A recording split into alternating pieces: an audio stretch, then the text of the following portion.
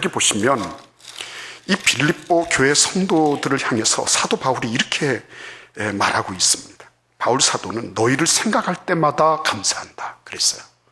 그리고 너희를 위하여 기도할 때마다 기쁨으로 간구하게 된다 그랬어요. 그러니까 빌립보 교회를 생각하면은 사도 바울, 이 바울 사도의 마음속에는 감사와 기쁨이 넘치는 거예요.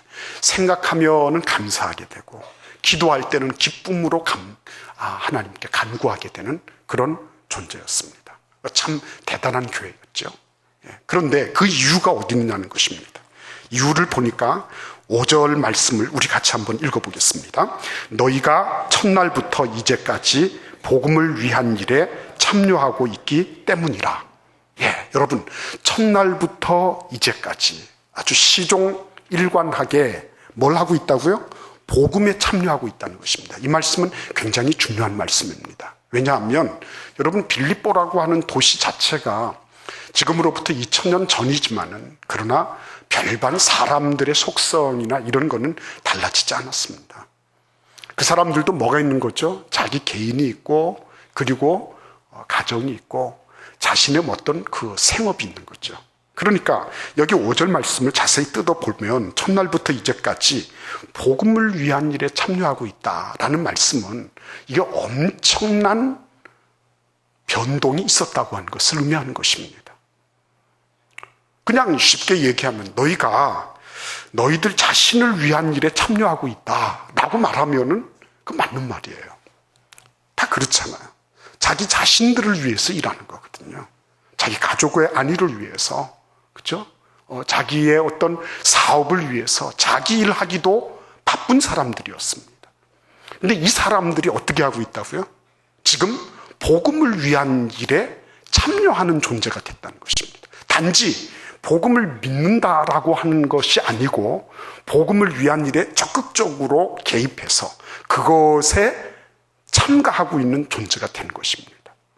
그러니까 여러분, 이게 보통 변화의 곡선을 탄 것입니까? 그래서 오늘 우리는 이 부분을 살펴보고자 하는 것입니다. 왜 이 사람들이 복음의 일에 참여하고, 자기 일도 바빠 죽겠는데, 나도 피곤해 죽겠는데 복음의 일에 참여한다는 게 그게 말이 되냐는 거죠. 이 복음의 일에 참여하게 됐을 때 어떤 요소가 있었을까? 그걸 보는 거죠. 그리고 복음의 일에 참여하기 위해서 어떤 자기 변화의 과정이 있었을까? 그리고 마지막으로 그 결과에 대해서 생각해 보도록 하겠습니다. 맨 먼저 어떤 요소가 있을까요? 복음이라고 얘기합니다. 복음. 복음은 뭡니까, 여러분?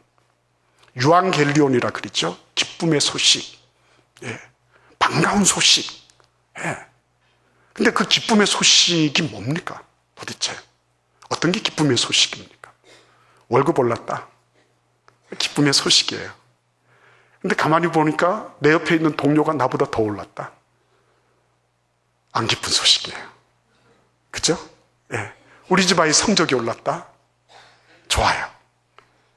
그런데 가만히 보니까 어때요? 우리 집 아이가 그 다음에도 올랐으면 좋겠는데 아니야. 그죠?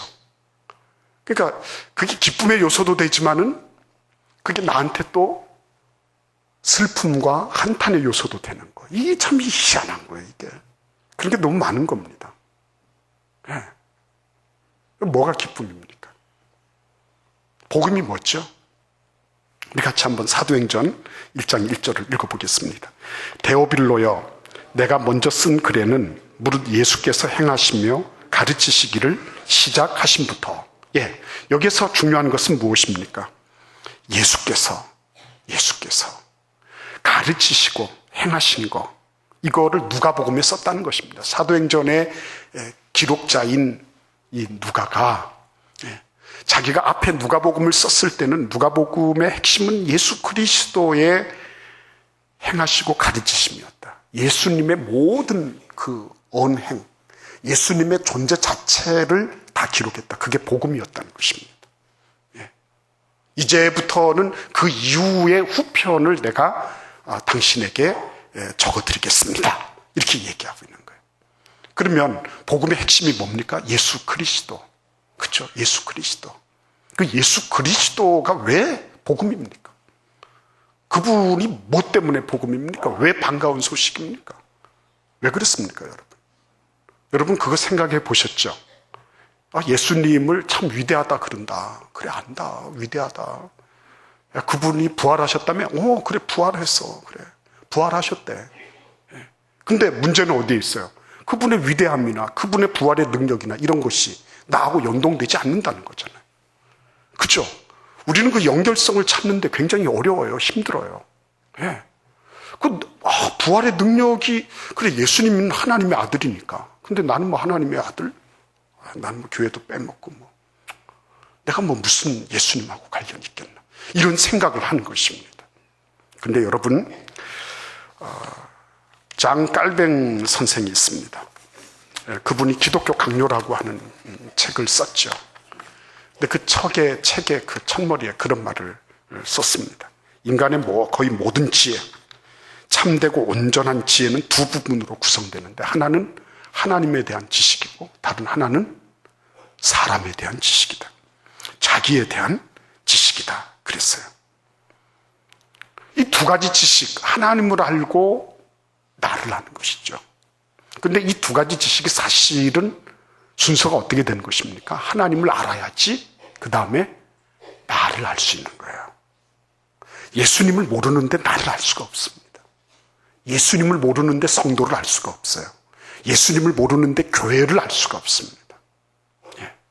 그런데 리차드 포스터가 말하는 게 맞아요. 문제는 이것이 있고 이것이 중요한 것을 알지만 그럼에도 불구하고 우리 인간에게는 뭐가 있습니까? 피상성의 저주가 던져진 거예요. 피상적으로 아는 거예요. 제대로 알지 못합니다. 여러분, 진짜 내가 안다. 내가 하나님을 진짜로 안다. 그러면 우리는 예배 태도부터 달라질 것입니다. 예배 드리는 시간부터 달라질 거예요. 피상적으로 아니까, 거죽으로 아니까. 그런데 그걸 어떻게 합니까? 나는 다 알고 있다고 생각하는 거예요. 왜 그렇습니까? 익숙한 것을 안다고 착각하기 때문이에요. 내가 익숙하고 내가 자주 보고 자주 빈번하게 내가 뭘 했으면 그러면 나는 그걸 안다고 보는 거예요. 안다고. 여러분 진짜 부부간에 다 압니까? 부부간에 내가 살결을 부비면서 살아도 내 남편이 내 아내가 어떤 존재라는 거 다 압니까? 모르잖아요. 내 자식, 내 속으로 낳았지만 내 자식을 손금 보듯이 내가 다 알 수 있습니까? 모르잖아요. 내가 알기는 알죠. 그러나 전면적으로 난 다 알지 못해요. 나의 암과 나의 지식에는 한계가 있는 것입니다. 그거를 인정할 줄 알 때부터 뭔가가 나오는데 그걸 인정을 안 하죠. 심지어는 내가 나 자신을 잘 알지를 못하면서 어떻게 합니까? 내가 내 모든 것들을 다 계획해요. 내가 하나님 된 것입니다. 하나님처럼 내가 다 하는 것입니다. 그러면서 어떻게 합니까? 내 자신에 대해서 내가 계획대로 되지 못하고 내가 생각한 대로 의도대로 되지 못하면 그거를 다른 쪽에 다 투사하는 거죠. 내가 부족한 것은 생각하지 않은 것입니다. 누구 때문에 잘못됐고 누구 때문에 문제가 생겼다고 투사하는 것이죠. 예. 그러니까 여러분 이 피상성의 저주라고 하는 것은 이거는 보통 문제가 아닌 것입니다. 예. 그래서 여러분 예레미야서에 보면 예레미야 선지자는 이렇게 말했어요. 17장 9절에서 만물보다 거짓되고 심히 부패한 것은 마음이라 누가 능히 이를 알리오마는 이렇게 말했습니다. 만물보다 거짓되고 심히 부패한 것 차마 냄새조차도 맡을 수 없을 정도로 심히 부패한 게 인간의 마음이라는 것입니다. 근데 문제는 이걸 모른다고 하는 거예요. 누가 이를 능히 알리오마는 이걸 아는 사람이 없어요. 자기 죄악의 문제에 대해서 심각하게 내 죄악이 얼마나 이것이 엄청난 폐해를 미쳤는지 이거를 알지 못한다는 거예요. 이걸 누가 아냐는 것입니다. 그래서 여러분 내 양심은 죽었다. 성경은 아주 단언합니다. 죄의 삭은 사망이다. 죄의 삭은 사망이라는 것입니다. 잠시 동안 달콤한 맛을 보는 거지 죄 때문에 죽는 거다. 죄 때문에. 이건 기분 나쁜 이야기가 아닌 것입니다. 이건 사실 그대로를 말하는 것입니다. 만약 누구의 설명대로 자기 죄악의 밑바닥을 제대로 들여다볼 수만 있다면, 그 죄악의 참상을 제대로만 볼 수 있다면, 필리핀 그 마리아나 해구보다도 더 깊고 깊은 죄악의 끝간데 없는 그 죄악의, 자기가 부식해 놓은 그 죄악의 문제들, 그걸 제대로만 볼 수 있다면, 내가 막 퍼뜨려 놓은 이게 참 희한한 것이, 죄가 암덩어리, 암세포가 막 번식하는 것처럼, 이게 죄가 일회적으로 끝나는 것이 아니라 이 죄가 또 죄를 낳고 가인이 범한 죄는 7배, 라멕은 77배, 그러면서 계속 연쇄 반응을 일으키면서 계속 부식되어 나간다는 것입니다. 그거를 제대로만 보고 있으면 차마 내 눈을 뽑아버리고 싶을 거예요. 그걸 제대로만 봤다면 내가 이건 살아도 살아있는 것이 아니구나. 성경이 죄로 말미암아 죽었다고 얘기하기 전에 자기 스스로가 자기 스스로에 대해서 너는 아니다라고 말할 수밖에 없는 거예요. 우리 같이 한번 이 말씀 읽어보겠습니다. 골로새서 1장 16절에서 17절을 읽어보겠습니다. 저는 참 이 말씀 읽으면서요, 아마 빌립보 교회 성도들도 이 골로새 교회 성도들의 이 편지를 읽었는지 안 읽었는지는 모르겠지만, 그러나 이 말씀이 지향하고 있는, 가르치고 있는 것들을 정확하게 그들이 받았다고 저는 생각합니다. 우리 같이 한번 골로새서 1장 16절 17절을 읽어보겠습니다. 만물이 그에게서 창조되되 하늘과 땅에서 보이는 것들과 보이지 않는 것들과 혹은 왕권들이나 주권들이나 통치자들이나 권세들이나 만물이 다 그로 말미암고 그를 위하여 창조되었고, 또한 그가 만물보다 먼저 계시고 만물이 그 안에 함께 섰느니라. 아멘. 여러분, 그 예수 그리스도를 만나면서 이 빌립보 성도들에게는 엄청난, 생에 엄청난 지진이 일어난 것입니다. 이거 이렇게 해서 사는 것이 아니구나. 내가 헛살았구나. 그 예수님을 만나면서 예수님 때문에 자기 자신의 삶에 대한 보정, 자기 자신의 삶에 그 엄청난 메스가 가해져야 된다는 것을 알게 된 것입니다. 그래서 이분들이 무엇을 수정했을까? 맨 먼저는 이것이죠. 나의 모든 존재 이유가 예수 그리스도로 말미암고 예수님을 위하여 창조되었다고 하는 것입니다.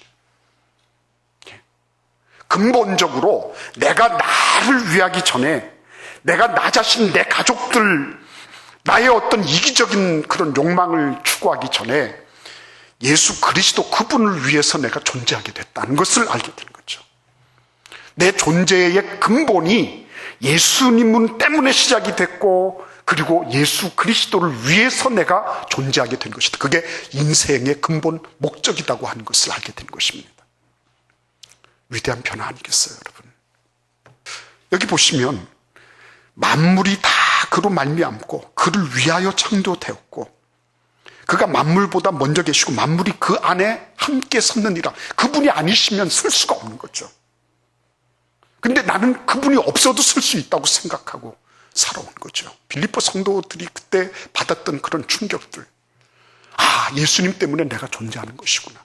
그분 위해서 살아야 되는 것이구나. 그리고 그분 때문에 내가 서 있는 것이구나. 그 존재 목적에 부합된 삶을 살아야 되는 거구나. 확 코페르니쿠스적인 그런 전환이 일어난 것이죠. 그리고 여러분, 그 위에 말씀도 보시겠습니까? 요한복음 4장 13, 14절 같이 읽어보겠습니다. 예수께서 대답하여 이르시되 이 물을 마시는 자마다 다시 목마르려니와 내가 주는 물을 마시는 자는 영원히 목마르지 아니하리니 내가 주는 물은 그 속에서 영생하도록 솟아나는 샘물이 되리라. 다 덧없는 것인데, 허무한 것인데, 근데 예수님이 주시는 물은 궁극적인 영생을 주는 분이라는 거죠. 빌립보 성도들이 그런 사실을 알았을 때에 내가 나를 위해서 사는 삶, 내가 우리 가족을 위해서 사는 삶, 그게 나쁜 것은 아니죠. 그러나 여기에서 궁극적인 뭔가가 잘못되어 있다. 근본 목적 자체가, 존재하는 목적 자체가 지금 잘못되어 있다. 근원적인 수정이 가해져야 했던 것입니다. 나쁜 것은 아니에요. 악한 것은 아닙니다. 그러나 그 바람에 내가 나를 위하고 우리 집을 위하고 우리의 어떤 이런 공동체를 위한다 그러면서 행한 이 모든 일들 가운데서 거기에서 뭐가 있는 것입니까? 다른 사람들하고의, 다른 어떤 세상하고의 여러 가지 많은 접촉점 속에서 이런저런 문제들이 발생하기 시작하는 거죠. 그러면서 죄가 막 일어나는 것입니다. 저 사람이 나를 한 대 때렸으니까 나도 한 대 때려야 되고, 세상이 이렇게 했으니까 나도 이렇게 대항해야 되고, 다 이렇게 이런 수로 같이 점점 하향 평준화되기 시작하는 것입니다. 근데 빌립보 성도들에게 하나님께서 뭘 가르쳐 주신 것입니까? 아니야, 네가 손대지 마. 네가 손대지 마. 너 해코지한 사람이라 할지라도 네가 손대지 마. 그를 위하여 기도해줘. 세상 썩었다고? 그러면 세상을 어떻게 할까? 네가 손대지 마. 내가 다 손본다. 우리는요, 세상을 정확하게 알아야 됩니다. 인간을 정확하게 이해해야 됩니다. 그러나 그것을 대처하는 방법은 달라야 되는 거죠. 성경적인 방법, 예수 그리스도의 방법으로 가야 되는 거죠. 믿습니까, 여러분? 그게 확실하게 될 때 그게 그리스도인이에요. 그래서 여러분, 아무리 생각해봐도 예수님 이외에는 소망이 없구나. 예수님이 안 계셨더라면 어떻게 될 뻔했을까? 세월이 갈수록 자꾸만 그게 사무치는 겁니다. 예수님이 안 계셨으면 어디에다가 이걸 호소를 할까? 근데 예수님이 계셔서 그분이 걸어가신 그 길을 보니까, 그래, 같이 대거리 하는 거 아니지, 같이 맞짱 뜨는 거 아니지, 예수님 걸어가신 그 방법으로 걸어가야지, 그렇게 생각하고 그렇게 행동하는 거예요. 여러분, 그러니까 가만히 한번 생각해 보세요. 이 빌립보 성도들의 그 삶의 전환에 있어서는 예수님 때문에 자기 자신을 안 것입니다. 예수 그리스도 그분 때문에 내가 존재하게 됐고, 그분을 위해서 내가 살아가는 것이다. 그러니까 여러분, 우리가 이게 다 이 구더기 먹고 이게 다 이 먼지잖아요. 티끌이지 않습니까? 그렇죠? 근데 이 티끌과 먼지로 된 인생이 영원하신 하나님의 이름을 높여드릴 수 있다고 하는 것은, 이건 얼마나 큰 축복입니까? 얼마나 큰 영광입니까? 가문의 영광이라는 게 따로 없더라고요. 그분 때문에, 하나님 진짜 살아계시다. 하나님 진짜 훌륭한 분이시네. 정말 당신 하는 거 보니까 정말 나 예수 믿고 싶어요. 이런 말을 들을 수 있다고 하는 거는, 그거는 훈장 100개보다도 나은 거예요, 여러분. 50 시절에 광주 민주화 운동 일어났을 때 그 학살 잘했다고 그 사람들도 다 훈장 줬다 그러더라고요. 장관 너 얼마나 해도 다 훈장 주고 다 그랬대요. 그렇게 치면은요, 주님의 이름을 위해서 한 분은 그냥 훈장이 태산처럼 쌓여야 될 거예요. 정말로. 그러니까 이 먼지와 티끌이 된 이 인생, 이 인생이 그리스도 예수의 일을 위해서 동참할 수 있게 됐다고 하는 것은 빌립보 성도들에게 있어서는 이건 진짜 복음이 아닐 수가 없었어요. 나 같은 이 죄인, 나 같은 이 할 수 있는 것이 죄밖에 없는, 죄에 익숙하고 죄에 단련된, 죄를 생각하고 해봐야 죄 짓는 것이고, 해봐야 자기 이름 내는 것이고, 해봐야 자기 만족을 추구하는 이 죄인이 예수 그리스도의 이름을 드러낼 수 있는 그 순수하고 고결한 생에 내가 초대받았다 하는 것은, 이거는 굿뉴스 중에도 굿뉴스였죠. 기쁨으로 복음에 참여하는 거죠. 복음의 일에 참여하는 것입니다. 난 그냥 복음 믿어줬다는 거 아니에요. 나 그냥 천국 갈 수 있게 됐다는 것이 아닙니다. 예. 나 어느 정도 선행하고 있으니까 이 정도 괜찮죠가 아니에요. 예. 나 같은 존재가 복음에 감히 주님의 그 영원한 복음에 내가 동참할 수 있는 기회를 얻게 됐다고 하는 건, 이거는 영광 중에 영광이 따로 없는 것이고, 이거는 인간이 추구할 수 있는 최상의 영광이다. 예, 이거를 빌립보 성도들이 알아챈 것입니다. 저는 우리 교회도 이 거룩한 눈치가 있기를 바라는 것입니다. 지난번에 우리 봉사부에서 그 봉사하실 분들이 이렇게 모았거든요. 한 70여 분이 봉사하겠다고, 뭐 임용 봉사도 하고 농어촌 봉사도 하고 뭐 이런 봉사 저런 봉사하겠다고 해서 제가 얼마나 감사했는지 몰라요. 예, 얼마나 고마웠는지 모릅니다. 예, 그 안 보이잖아요. 근데 여러분, 그 마태복음 10장 42절 보십시오. 같이 읽어볼까요? 또 누구든지 제자의 이름으로 이 작은 자 중 하나에게 냉수 한 그릇이라도 주는 자는 내가 진실로 너희에게 이르노니 그 사람이 결탄코 상을 잃지 아니하리라 하시니라. 여러분, 그 팔레스타인 지역에서 뭐 냉수가 얼마나 고귀하냐 뭐 이렇게 말씀하시는 분도 있지만요. 예, 그렇든지 아니 그렇든지 물은 물이지 않습니까? 그죠? 물은 물이거든요. 근데 그 물 한 그릇을 예수의 이름으로, 예수님 때문에 줄 수 있는 것, 이거는 절대 잊어버리지 않는다는 것입니다. 하나님께서 절대로 내가 너를 잊지 않겠다고 말씀하시는 거예요. 그러니까 여러분, 이 복음의 일에 동참한다고 하는 것은, 이거는 하나님과 나와의 관계에서 이거는 놀라운 은밀한 기쁨의 원천인 거예요. 하나님이 아시는 거예요. 하나님이 나를 알아주시는 것입니다. 사람이 알아줘봐야 엄마 좀 알아줄까요? 그죠? 그것도 알아줘봐야 또 뭐합니까? 그거 뭐 역사책에 한 줄 남겨봐야 뭐합니까? 그 책을 누가 읽어봐야지. 그런데 그게 아니고 하나님이 나를 알아주신다. 그거 때문에 기뻐하고 즐거워하는 겁니다. 하나님과의 내밀한 교제, 하나님이 나를 알아주시는 것에 대한 그 은밀한 감사와 기쁨, 내가 그분의 그 복음에 동참할 수 있다고 하는 기회를 나에게 허락해 주신 그 은혜, 이게 고마워가지고, 그래서 빌립보 성도들은 복음의 일에 참여할 수밖에 없었고, 그 참여하면서 기쁨이 충만했던 거예요. 그러니까 사도 바울이 감방에 있든지 어떻든지 간에 사도 바울에게 그렇게 자기들이 그 물질을 갖다가 연보도 하고 여러모로 그 소위 말하면 이쁜 짓을 그렇게 할 수 있었던 이유는 사도 바울 개인에 대한 어떤 숭배나 이런 것이 아니고요, 복음에 참여한다고 하는 뿌듯한 자긍심, 이게 이들을 뒤흔들었기 때문인 것입니다. 하나님께서요, 현세에서 100배나 받고 영생을 받지 못할 자가 없다 그러셨어요. 주님 위해서 일하는 사람들, 주님 위해 자기의 모든 것들을 내놓는 사람들, 그렇지 못할 사람 없다 그랬어요. 저는 그 말씀을 믿습니다.